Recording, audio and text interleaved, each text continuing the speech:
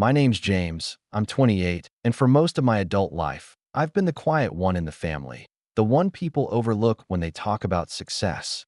At gatherings, I'm the guy who ends up at the far end of the table, quietly eating while my cousins and uncles trade stories about their latest promotions, business ventures, or expensive vacations. I've learned to let it slide, mostly because I hate confrontation and I know where my real priorities lie. But there's only so much a person can take before the cracks start to show. I work in community development for our city, a job I'm deeply passionate about, but one that's not exactly glamorous by my family's standards. My role involves long hours, endless planning meetings, and working with nonprofits to revitalize struggling neighborhoods. I love it, not because it makes me rich, it doesn't, but because I see the tangible change it brings. The thing is, unless you can attach a flashy salary or a luxury car to your name, my family sees you as a cautionary tale rather than a success story. And my cousin Derek, in particular, has made it his personal mission to remind me of that at every opportunity. Derek is 32, works in finance, and likes to tell anyone who will listen how much he made in his last quarterly bonus. He has a knack for making jokes that land like little stabs, subtle enough to be brushed off as harmless teasing, but just sharp enough to stick with you. Over the years, I've gotten used to it. James probably gets paid in gift cards. He once laughed after I mentioned a work event. Another time, when I brought a homemade dish to Thanksgiving, he smirked and said, "Saving money wherever you can, huh?" The room always chuckled, and I always swallowed my pride. Last month, we had a big family dinner at my aunt's house. It was one of those evenings where the dining table was groaning under the weight of food. The air smelled like roasted turkey and garlic bread, and people's voices overlapped in that chaotic, familiar way. I sat halfway down the table, next to my younger cousin Leah, who's one of the few family members I actually feel comfortable around. We were chatting about her college classes when Derek, seated directly across from me, suddenly leaned back in his chair, grinning. "So, James," he said loudly enough for everyone to hear. "Still doing that? What do you call it? Neighborhood babysitting." His tone dripped with fake innocence, but I could feel the eyes turn toward me. I forced a smile. "Community development, actually. Working on the Eastview project right now." "Ah, right," he said, nodding slowly like he was trying to remember something unimportant. Then, without missing a beat, he added, "Bet that pays about as much as flipping burgers." "What is it now?" "Minimum wage." The table erupted in scattered chuckles. My uncle shook his head with an amused grin. My mom gave me a small, apologetic smile, and Leah looked horrified. I felt my face grow warm, but years of practice had taught me how to mask the sting. I just gave a short laugh and focused on my plate, telling myself it wasn't worth it. But then, as if on cue, my aunt's husband walked into the dining room carrying a tray of drinks. Behind him, the living room TV was on, volume low but screen bright. Someone must have left the news running after the earlier football game, just as Derek leaned over to make another comment. Something about, "Maybe one day James will get a real job." The anchor's voice cut through the room. And in recognition of his outstanding contributions to the city's redevelopment and housing initiatives, James Carter was presented with the Mayor's Award for Civic Leadership earlier today. There I was, on the screen, shaking hands with the mayor, a medal hanging around my neck, cameras flashing. I hadn't told my family about the ceremony, partly because I didn't want to deal with the half-hearted congratulations, partly because I didn't think they'd care. But now, the room went oddly quiet, forks suspended midair as everyone stared at the TV. I caught Derek's face in that moment, the smirk faltering, his jaw tightening ever so slightly. The silence stretched just long enough to feel heavy, and for the first time all evening, no one had a quick joke. And that was the exact second I decided things were going to change. I didn't know exactly how yet, but that night planted the seed, the realization that maybe, just maybe, I'd been letting them get away with underestimating me for far too long. The silence that hung over the table after the news clip didn't last long. My aunt, clearly uncomfortable, clapped her hands together and forced a laugh. "Well, isn't that something? Anyway, who's ready for dessert?" Conversations quickly shifted back to football scores and vacation plans, as if the moment hadn't even happened. I sat there, smiling faintly, but inside I could feel something churning. Not anger exactly, but a cold, sharp awareness that nothing I achieved would ever matter to most of them. Derek recovered faster than anyone. Within minutes, he was telling a story about closing some big deal at work, leaning back in his chair like a king holding court. People listened, asked questions, and showered him with the kind of admiration I knew I'd never get from them, no matter how many plaques or medals I collected. Every time I glanced around the table, I noticed the difference in tone. When Derek spoke, it was interest and praise. When I spoke, it was polite nods, followed by someone steering the conversation elsewhere. It's been this way for as long as I can remember. Growing up, Derek was the golden boy. He got the bigger Christmas gifts, the louder applause at school plays, the seat at the adult table years before I did. My own milestones were treated as smaller, almost accidental victories, like they happened in spite of me rather than because of me. When I made the honor roll in high school, my parents congratulated me, but my aunt followed it up with, "Well, it's easier when you're taking easier classes." Derek's lower grades were brushed off with, "He's just got too much on his plate." That favoritism never faded. Even now, Derek could insult me in front of the whole family, and it would get brushed aside as harmless teasing. If I so much as teased him back, I'd get the "James, don't be mean" treatment. It was a one-way street where he got to play the charismatic joker, and I was expected to take the punchlines with a smile. Later that evening, after dinner, we all moved into the living room for coffee and dessert. Derek was already sprawled out on the couch, holding court again, telling a funny story about a time in college when I supposedly got lost trying to find a lecture hall. The story wasn't even true, but he embellished it with such flair that everyone laughed. My mom chuckled along, not because she believed it, but because going against the current in this family is like swimming into a riptide. I caught my dad's eye at one point, hoping maybe he'd step in, but he just looked away, sipping his coffee. It wasn't malice, more like a silent agreement that this is just how things are. And that, in some ways, hurt more than the comments themselves. Things escalated when the conversation drifted to the upcoming family trip to Lakewood Lodge. Every year, they rent out this big cabin in the mountains for a weekend. Group hikes, big dinners, late-night bonfires. It's supposed to be a family tradition, but somehow I've never been fully included. Oh, I get the invite, usually last minute, when most of the rooms are already claimed. I've slept on air mattresses in laundry rooms more times than I can count. This year was no different. As they started talking about the trip, Derek said, "We've already got the rooms sorted. James, I think there's still a spot in the basement if you bring your own cot." He grinned like he'd just offered me the deal of the century. The others chuckled softly, but I noticed Leah, bless her, glance at me with that same horrified expression she'd worn at dinner. "Why can't he take one of the spare bedrooms?" she asked. Derek shrugged. "Well, we already gave those out. You know, couples first, then kids, then extras." Extras. The word landed like a stone in my stomach. I didn't say anything. Not yet. But in my head, I was replaying that news clip from earlier, the way the room froze, the way Derek's smirk slipped. I thought about how they saw me, how they had always seen me, and realized this wasn't about a room or a joke. It was about the fact that in their minds, I didn't belong at the top tier of this family. I excused myself early that night, claiming I had an early meeting. On the drive home, the quiet hum of my car gave me space to think. I wasn't boiling over with rage. It was something calmer, colder.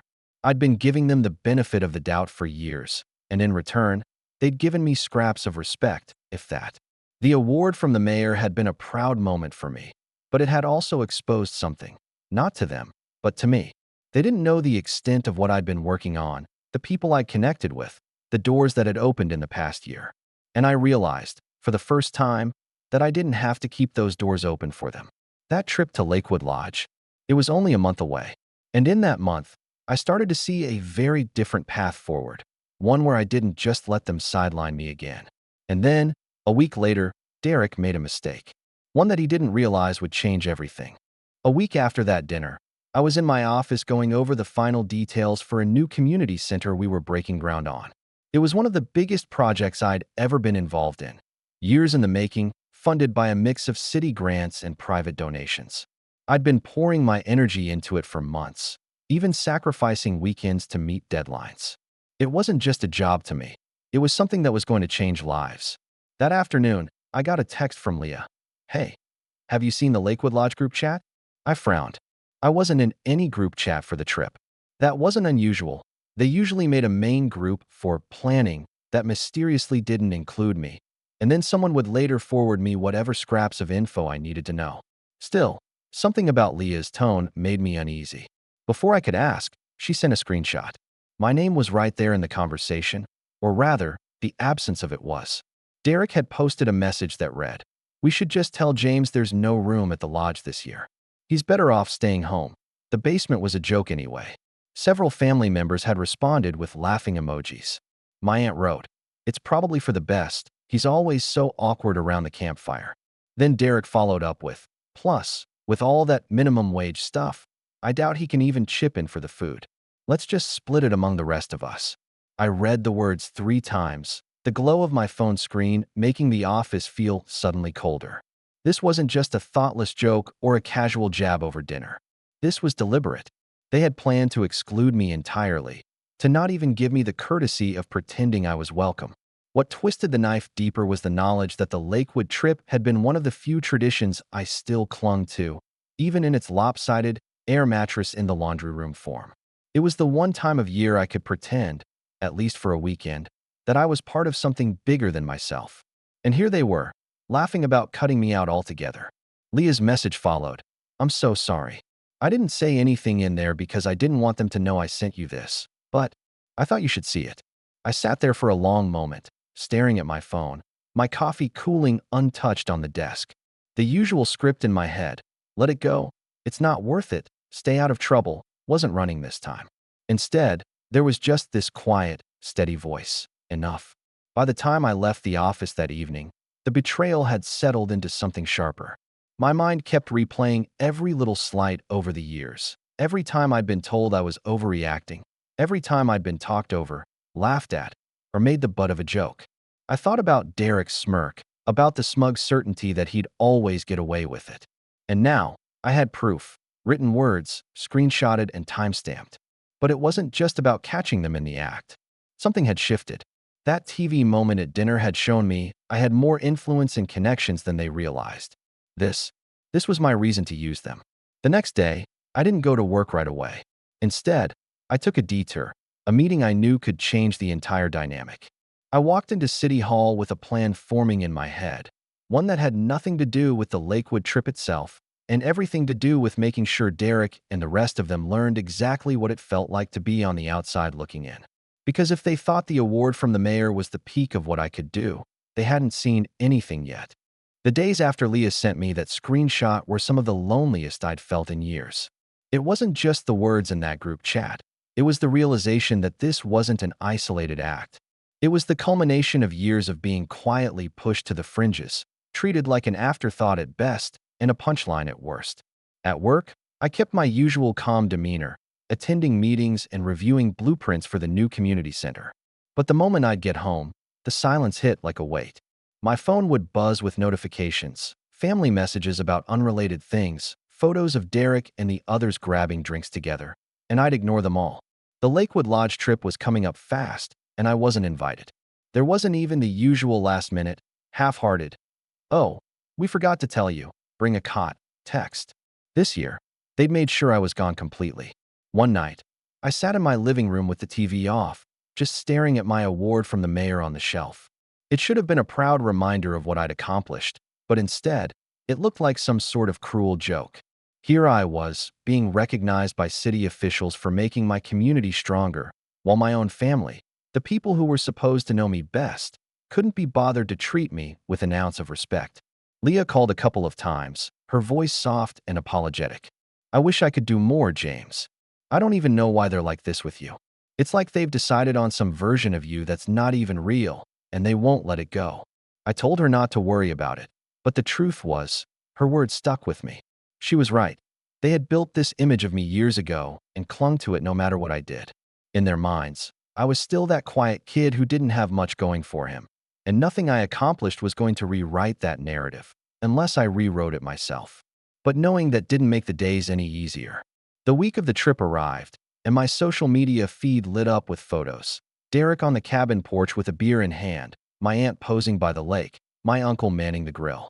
They didn't even try to hide it from me. In fact, I had the sinking suspicion they wanted me to see it, to know I was missing out. That Friday night, I sat on my balcony with a mug of coffee, watching the city lights and listening to the faint hum of traffic below. It was almost peaceful, but there was a heaviness in my chest I couldn't shake. This was supposed to be family weekend. Instead, I was eating reheated leftovers while they toasted marshmallows without me. For a brief moment, I wondered if it was even worth it to keep trying. If maybe the healthier thing would be to just walk away, cut them off, build my own circle from the people who actually respected me. I could do it. I had colleagues who valued my input, friends who'd shown up for me more than my own relatives ever had. But then, like a slow spark catching, another thought formed. Walking away would give them exactly what they wanted, for me to disappear quietly, making it easier for them to pretend I'd never been part of the picture. No, if I was going to go, it wouldn't be quietly. I didn't have the whole plan yet, but I had the first pieces. My connections from the award ceremony, the projects I was working on, the influence I hadn't flexed in front of them before, it was all there, waiting. And as much as it hurt to sit there alone that night, that same loneliness was also solidifying into resolve. I wasn't just going to take back my seat at the table. I was going to decide who got to sit at it in the first place. And I knew exactly where to start. The week after the Lakewood Lodge trip, I threw myself into work like never before. Not out of desperation, but out of focus. Every slight, every laugh at my expense, every extra or minimum wage jab was fuel. The more I poured into my projects, the more opportunities seemed to open up. Our Eastview revitalization project was nearing the final approval stage, and I was spearheading the push for a community grant that could double its budget. It was the kind of move that could turn a modest improvement into something transformative, and I wasn't just a small piece of it. I was the face of the effort. I met with donors, negotiated terms, and pitched to city officials with a confidence I hadn't realized I was capable of until now. It didn't take long for people to notice. Within a month, my name was popping up in local news articles again, not just in passing, but in headlines. Eastview Project gains momentum under Carter's leadership. Invitations started rolling in, speaking engagements, networking dinners, even a spot on a nonprofit's board. Each event added to my reach and my credibility. And yet, I kept most of it off social media. Not because I was hiding it, but because I wanted control over when and how my family found out. I wanted the reveal to hit at the right moment, the way that award on TV had frozen them mid-bite. The shift in my personal life was just as noticeable. I upgraded my small, aging sedan for a clean, understated SUV, nothing flashy, but respectable. My apartment, which had always been comfortable, got a quiet facelift. New furniture, framed photographs from projects I'd worked on, even a small home office. The space felt like mine in a way it hadn't before. I also started saying yes to things I'd been turning down for years: charity galas, mixers, leadership workshops. I made a point to meet people who could connect me with opportunities outside my usual circles. The more I invested in myself, the clearer it became that I had been playing small for far too long.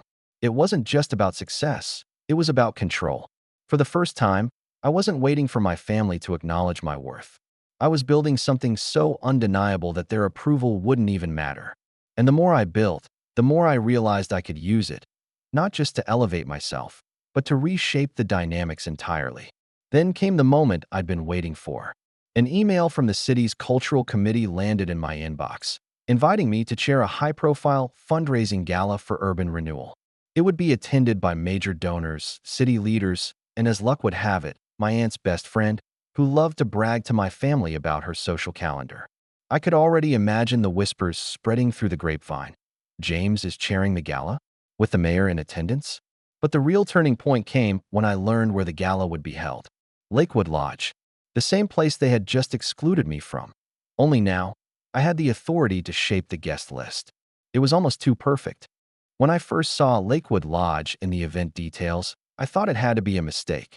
But no, the cultural committee had specifically chosen it for its scenic location and reputation as the crown jewel of the area. The same rustic meets luxury venue my family had treated like their private kingdom every year was about to host the biggest professional event of my career. As the appointed chair for the gala, I wasn't just a figurehead. I had real influence over every detail: the theme, the sponsors, the press coverage, and most importantly, the guest list. The committee provided a base list of donors and dignitaries, but I was given the freedom to send personal invitations to anyone I thought could add to the atmosphere. The power of that pen in my hand was intoxicating. I could invite anyone. I could leave anyone out. And, just as importantly, I could control how someone was invited, front row prominence, or quietly pushed to the sidelines. It got better. The lodge's manager, a warm, meticulous woman named Clara, reached out to me personally to coordinate logistics. I'd met her years ago during a small community event I helped organize, and she remembered me instantly. "You're the one who made sure our vendors got paid when the old budget fell apart," she said over the phone. That meant a lot to us. This event, whatever you need, just say the word. That kind of loyalty was invaluable. It meant I could reserve spaces, shift seating charts, and manage access to certain areas without raising eyebrows. I started gathering information quietly. Through casual conversations, I confirmed that my family was already planning their next Lakewood trip 3 months after the gala. They didn't know the venue was hosting my event first. Derek, according to Leah, had even joked about finally getting the good cabin room without James taking up space in the basement. It was almost laughable how blind they were to the fact that the ground was shifting under their feet. I played it cool with Leah, never revealing the full extent of my role in the gala. But I asked her, as naturally as I could, if she thought Derek or my aunt's friend would be interested in community events like this. She snorted. "Derek? Please. He only shows up to places where he can talk about himself. But Aunt Claire's friend? Yeah, she'd be there in a heartbeat, if only to brag about rubbing elbows with the mayor." Perfect. That was the crack in the door. I arranged for a discreet, beautifully designed save-the-date card to be sent to Aunt Claire's friend. I knew she'd talk, and I knew my family would hear about it from her before they ever heard it from me. Sure enough, a week later, Leah texted, "They're buzzing about it. Derek's pretending he doesn't care, but you should have seen his face when Aunt Claire mentioned the mayor." Meanwhile, I doubled down on making the gala unforgettable. I secured a string quartet for the reception, coordinated a silent auction with high-value items, and locked in a speech from the mayor himself. Every detail was deliberate, a mix of class and visibility that no one could dismiss as minimum wage work. And behind all the formalities, I began shaping a seating chart with surgical precision. People who had supported me in my work, donors, volunteers, colleagues, would be placed front and center. People who had dismissed or undermined me, well, if they got in at all, it wouldn't be anywhere near the spotlight. By the time the final guest list was ready, I was holding something far more than a roster of names.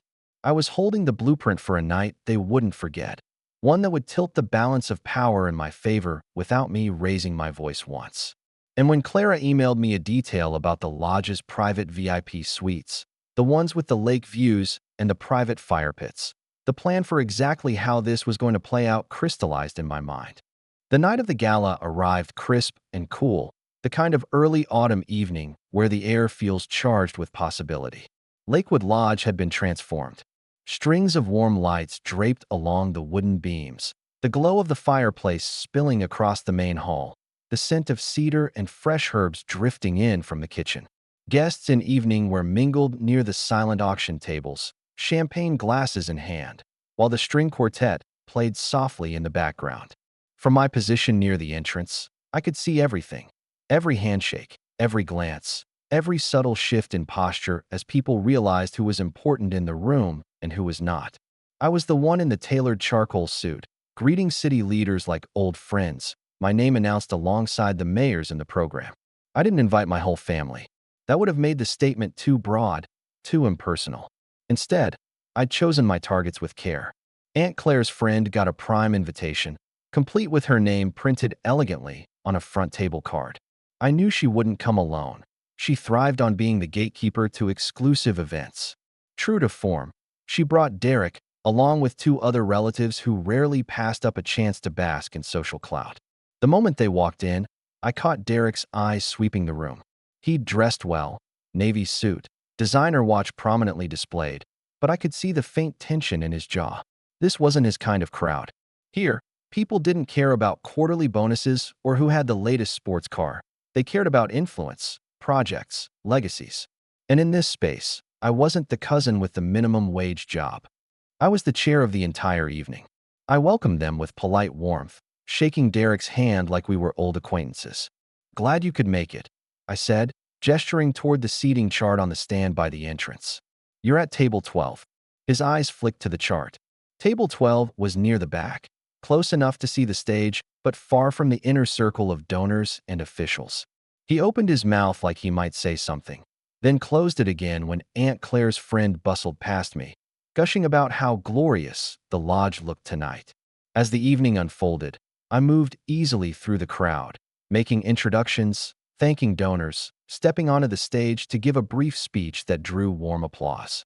When the mayor joined me for the closing remarks, he clasped my shoulder and said into the microphone, "We're grateful for leaders like James Carter who dedicate their time and vision to making our city stronger." Cameras flashed. I caught Derek in my peripheral vision, watching, his expression unreadable. But the best part hadn't even happened yet. After the speeches, Clara quietly approached me. "The VIP suites are ready for the after reception," she murmured. "We'd reserved them for top-tier donors and key partners. Private spaces with sweeping lake views, plush seating, and trays of fine desserts brought in by staff. Only a select list had access. As people began drifting toward the elevators that led to the suites, I made a point to escort certain guests personally. My colleagues, the mayor, a couple of donors who'd written five-figure checks, all led upstairs to the warmth and privacy of the VIP rooms. Derek and the others? They stayed downstairs, the hum of laughter and clinking glasses above them just out of reach. From the balcony outside the suite, I could see them in the main hall, lingering by the emptying dessert tables, their small talk flattening as more and more people disappeared upstairs. They didn't know the details, but they knew enough to realize they weren't part of it. I didn't have to gloat. I didn't have to say a word. The message was already written in the architecture of the night. Here, in this space, in front of these people, I was the one who decided where everyone stood. And as the night wound down, I knew this was only the first ripple of what was coming. By the end of the gala, the shift in the room was undeniable. The after-reception in the VIP suites had cemented alliances, opened doors for future projects, and, more importantly, shown everyone present exactly who held influence that night. By the time guests began leaving, I'd secured pledges that would take the Eastview project beyond its original scope, an expansion into 2 additional neighborhoods. When I finally came back down to the main hall, most of the remaining guests had already filtered out. Derek and the others were lingering by the coat check, trying to look unbothered. Aunt Claire's friend was fussing with her scarf, talking too loudly about how lovely the main hall had been, though her darting eyes told me she was desperate to know what had gone on upstairs. Derek caught my eye, and for the first time in years, he didn't have a smirk ready. His tone was clipped, careful. "Nice event," he said. "Didn't realize you ran the whole thing." "Yeah," I replied evenly. "A lot of moving parts. But when you're in the right position, you get to decide how it all comes together." I let the words hang there. Not a threat, just a truth, plain and sharp. On the drive home, Leah called. She'd been there, quietly taking it all in from one of the closer tables. "You know," she said, "I think they finally saw it tonight. Not just what you do, but where you stand now." Derek looked like he'd swallowed a lemon. I laughed, not in triumph, but in relief. It wasn't about humiliating them. It was about reclaiming the space they'd spent years trying to shove me out of. And now that I had it, I wasn't giving it back. Word of the gala traveled fast through the family grapevine. By the time the next Lakewood Lodge trip rolled around, the tone had shifted. Instead of the usual last-minute scraps of information, I got a call from Aunt Claire herself, suddenly warm, telling me they'd love for me to join and take a prime upstairs room. I thanked her politely and declined. "I've got other commitments," I said simply. And I did. Bigger ones. Better ones. As I hung up, I realized something. They'd finally offered me a seat at their table, but I had built a bigger one of my own. And the best part? I got to choose who sat there. That was the moment I knew I was done being their extra. I was the host now,